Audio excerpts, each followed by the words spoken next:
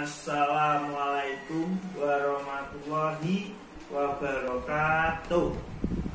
Nah, sekarang kita untuk hari ini Pak Edo akan membahas tugas-tugas kalian ya. Jadi Pak Edo akan mengambil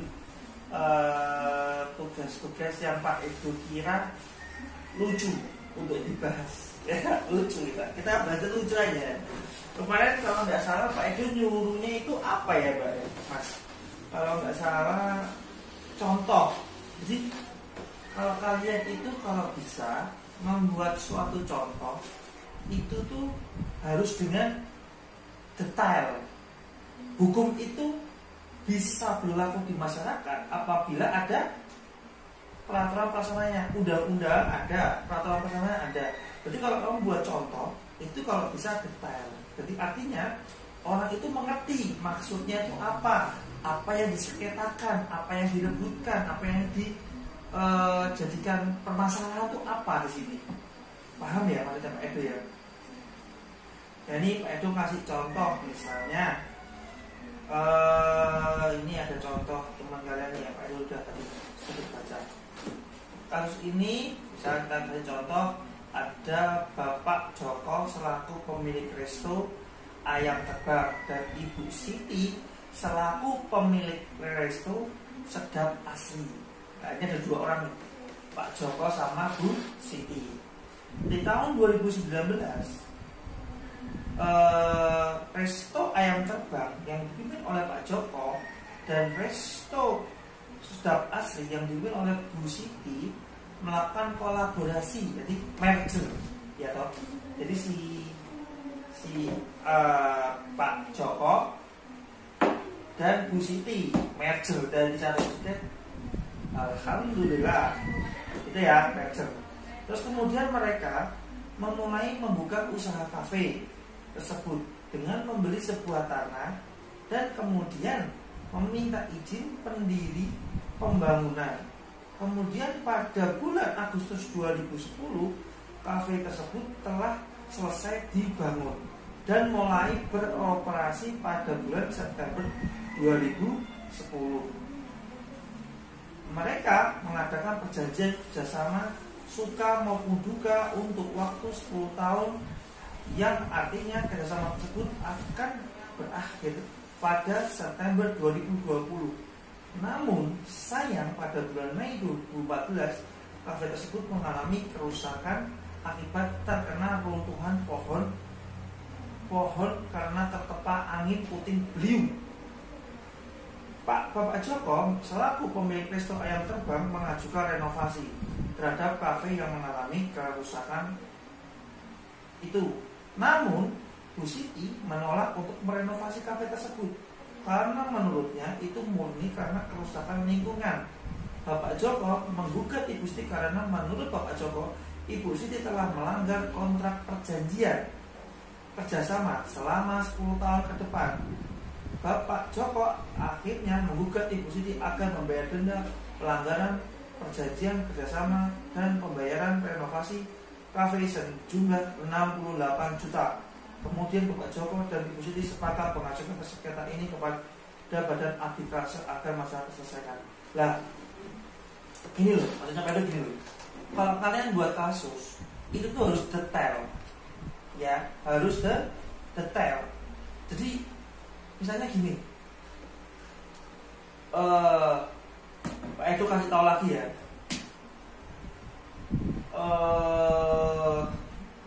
Dalam ini ada beberapa poin yang harus Pak Edo rinci. Pak Edo kupas satu-satu ya. Poin yang pertama, kalian itu kalau buat harus menyebutkan dulu modalnya berapa. Modalnya berapa. Jadi saat kalian membuat perjanjian antara A dan B itu harus tahu dulu, ya toh, harus tahu dulu modalnya berapa. Gitu ya, itu yang harus diingat. Nah, permasalahan di sini, ya toh, permasalahan di sini ini bukan merupakan penyelesaian arbitrase. Kalau Pak Edo lihat sih, kenapa? Karena Bapak Joko ya toh, dengan Ibu Siti itu merger menjadi satu. Jadi satu perusahaan, mereka ini satu perusahaan. Jadi nggak bisa diselesaikan dengan cara arbitrase karena ini satu perusahaan. Yang dimaksud dengan arbitrase itu apabila perusahaan satu dengan perusahaan yang lain, atau perusahaan dengan konsumen, atau pedagang sama temulak, distributor gitu loh. Nggak bisa kalau ini maksudnya merger, beda. Udah beda ranah ya. Ingat-ingat. Ini ya udah, Pak Edo terima tugasnya nggak apa-apa. Tapi ya tak anggap yes, bagus lah, lumayan. Nah, itu untuk kasus yang pertama. Menurut Pak Edo kalian kurang detail untuk membuka modal. Dan yang kedua, kalau ini penggabungan dua usaha, itu maksudnya merger, artinya jadi satu, perusahaan satu dan perusahaan satu itu jadi satu, gitu. Paham ya? Yang maksud itu bukan seperti itu. Arbitrase itu sengketa antara perusahaan dengan perusahaan. Paham? Tapi kalau sengketa sama pengurus, sama pendiri perusahaan itu nggak ada hubungannya, nggak bisa. Itu bukan arbitrase. Itu ya. Ya kita masuk lagi ke poin yang kedua, ke kasus yang kedua. Kita masuk yang poin. Nah ini rotok bener nih. Dalam sebuah kasus di mana terjadi di wilayah X adalah terjadinya sebuah sengketa dari kedua PT yang awalnya mereka bekerja sama agar mempelancarkan kegiatan mereka masing-masing suatu hari di mana PT A mencurigai PT B atas kerugian dari distributor di kota Y. Lagi Y maksudnya awal mulanya di wilayah X, terus tiba-tiba mudah. Jadi ini kota X ya, atau kota X, di sini ada dua PT misalnya, ada dua PT untuk dikirim ke kota Y. Mudah ya, paham. Terus dalam hal ini kedua belah pihak enggan ke pengadilan karena waktu untuk pengadilan lama. Nah ini dia, ini yang harus kalian kaji. Yang membuat PT A itu mencurigai PT B itu karena distribusinya itu apa? Ini kurang detail sih. Apa yang dimaksud itu apa? Coba Pak Edo mencerna dulu. Ya, kalau bisa itu kalian tuh sebutkan, misalnya ini, sebutkan mengenai sengketanya. Misalnya dari PT A, ya toh, dari PT A. PT A itu meminta tolong ke PT B untuk menyuplai barang-barang di kota Y, ya toh, ke kota Y. Dengan catatan gini, harusnya itu gini. Ini itu cabang atau kantor cabang.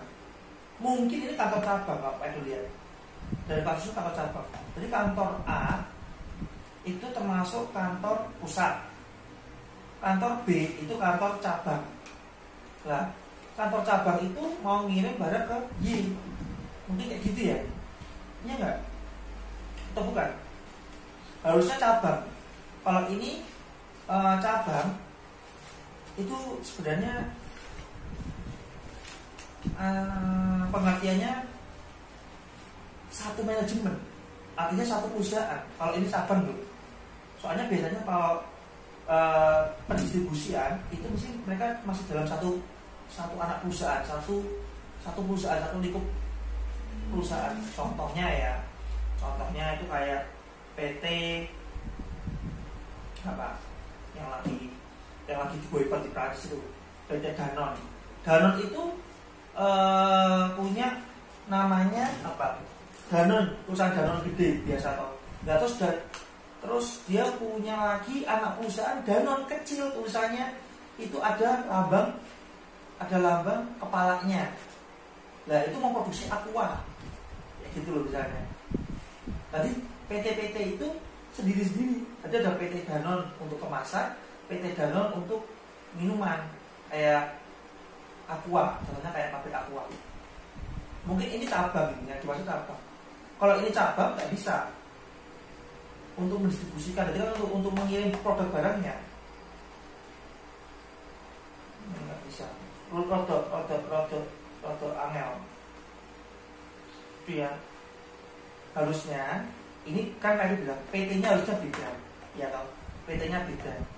Berarti sama-sama misalnya gini, PT A sama PT B mau ngirim, PT A mau ngirim barang ke PT B. Ini bahan baku, ini bahan jadi. Jadi bahan baku dikirim ke PT B untuk diolah. Tapi karena barangnya enggak sesuai, itu bisa disengketakan. Tapi kalau apa namanya PT A, PT B kirim ke yang lain itu sudah beda. Berarti ini kayak transporter, berarti kayak PT jasa pengiriman. Gitu maksudnya ini. Distributor, pendistribusian.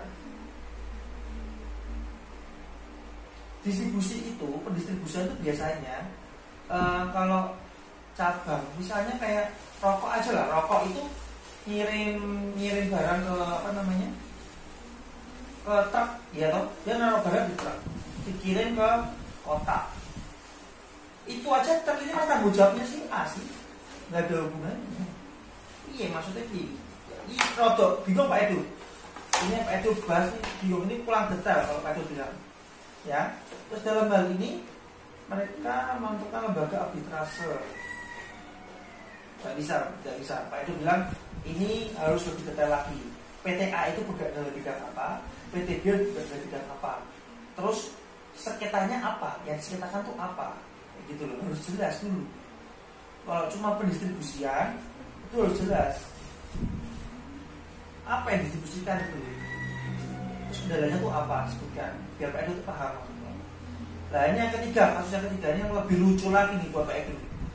Salah satu contoh kasus yang di bawah penyelesaian pada proses arbitrase adalah kasus pada tahun 2018. Kasus tersebut merupakan sengketa antara Pak Rian dan Pak Andi. Semula Pak Rian menginvestasikan uang senilai 200 juta kepada Pak Andi. 3 bulan awalnya Pak Rian mendapatkan profit sesuai dengan kesepakatan. Namun 4 bulan kemudian Pak Rian tidak pernah mendapatkan keuntungan lagi. Pak Rian menilai bahwa Pak Andi telah ingkar janji karena tidak melaksanakan sesuai kesepakatan awal. Untuk itu Pak Rian mengajukan adanya arbitrase umum. Nggak bisa. Ini bukan, bukan kayak gitu. Arbitrase itu bukan menginvestasi. Bahasa investasi, Pak Edu kasih tahu ya. Bahasa investasi itu artinya uang itu akan berkembang. Uang itu akan berkembang. Kalau kamu investasi emas itu akan berkembang nilainya. Kamu investasi tanah itu akan berkembang nilainya. Jadi nggak mungkin investasi itu turun. Nggak mungkin turun. Kecuali kamu melakukan kerjasama. Kerjasama itu beda. Rugi ditanggung bareng-bareng, untung ditanggung bareng-bareng. Jadi nggak ada masalah. Jadi di sini kalau keterangannya investasi, ya investasi, bukan ya ini apa tuh bingungnya Pak Edu sini. Ini investasi atau kerjasama? Kalau kerjasama, ya mungkin Pak Rian waktu itu bulan keempat lagi mengalami kerugian, jadi dia tidak bisa memberikan profit. Itu benar kalau katanya kerjasama. Tapi kalau katanya investasi, ya yang benar si siapa tadi? Andi. Rian menginvestasikan 200 juta pada Andi. Nah, kalau ini investasi, benar Rian. Tapi kalau ini kerjasama, benar Pak Andi. Yang mana? Kalau dalam Islam gitu kan, dalam Islam istilah kerjasama, mudoroba bagi hasil. Ya, orang itu melakukan bagi hasil itu saat mereka mendapatkan keuntungan, bukan waktu mereka rugi, ikut bagi hasil nggak boleh seperti itu. Yang mana kalau rugi itu tanggung bareng-bareng, kalau untungnya tanggung bareng-bareng, dipikul bareng-bareng, itu namanya kerjasama kayak gitu. Ini beda, ini yang Pak Edu bingung ini. Kenapa tulisannya investasi? Bukan, ini bukan keliru, ini keliru kok Pak Edu bilang.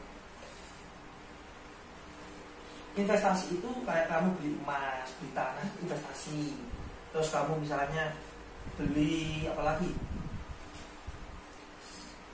Apa yang harganya akan naik kemudian hari. Misalnya beli saham, itu bisa juga investasi. Saham perkirakan 10 tahun ke depan saham PT BRI akan naik 100 kali lipat. Nah, itu enggak apa-apa, itu investasi. Oke, sip. Udah ya. Kita kasih satu contoh ya, satu contoh. Misalnya nih, PT tentang perusahaan itu apa namanya? Kayak perusahaan saham. Jadi misalnya kayak gini. Ini kita nih ya, Pak Edo nih. Pak Edo sama PT pemilik saham, ya atau sama perusahaan sekuritas atau perusahaan yang bursa saham. Ya, Pak Edo ini mau beli saham ke PT ke bursa saham. Pak Edo mau beli saham dia. Ya, sebelumnya Pak Edo nggak tahu nih ini sahamnya gimana, bakal naik apa turun. Pak Edo kan nggak tahu nih harganya, nggak tahu. Tapi dari PT ini, dari PT yang mau saya beli sahamnya itu, dia bilang ke Pak Edo, Pak, beliino sahamku, kemungkinan besar saham ini akan naik selama kurun waktu 5 tahun ke depan dia akan naik, Pak. Karena proyek kami itu sekarang lagi kami pegang sampai 300 triliun misalnya, dan kemungkinan besar kami akan membagi profit itu lebih banyak kejadiannya kalau jenengan beli saham kami kayak gitu. Itu misalnya seperti itu. Ternyata setelah Pak Edo beli sahamnya, PT itu ternyata tipu-tipu. Artinya apa? Dia tidak ada proyek atau pekerjaan yang diomongkan di depan seperti yang dijanjikan seperti kata mereka. Artinya apa? Contohnya, misalnya ternyata tidak ada transaksi atau kerjasama atau proyek yang senilai 300 triliun. Itu tidak ada. Itu Pak Edo bisa dengan cara ini. Pak Edo pengajuan penyelesaian dengan cara arbitrase kayak gitu loh. Ini penipuan, Pak Edo bilang ini nggak sesuai kesepakatan kayak gitu loh. Itu Pak Edo dengan PT itu baru benar. Itu ya, ini contohnya yang Pak Edo maksud seperti itu maksudnya. Dan gitu dulu untuk kuliah hari ini karena sudah terlalu lama ya. Udah, assalamualaikum warahmatullahi wabarakatuh.